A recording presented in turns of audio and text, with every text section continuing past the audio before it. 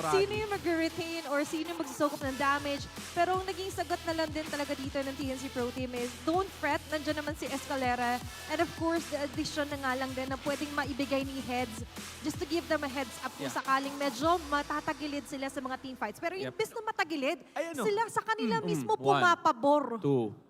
Wala, pinatay ni Kaizen. Sabi ni Heads, Dalawa. gusto kong batukan eh. Meron pa. Isa Pinatay pa ni ba? Kaizen eh. Ayan na. Ayun, binatukan. Isa pa. Tatlo pa yan. Yeah. And yun yung sinasabi natin kanina, yung timing.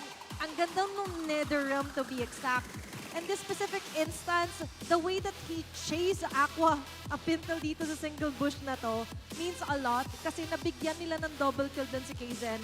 And up until this very moment, lagi siyang nandun, present, always ready si Heads. Galit pa siya.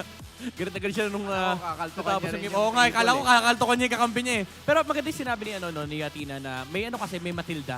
Nandiyan sa Escalera for the forwards to always get out with the guiding wind. Kaya naman hindi rin takot si Heads. Lalo kapag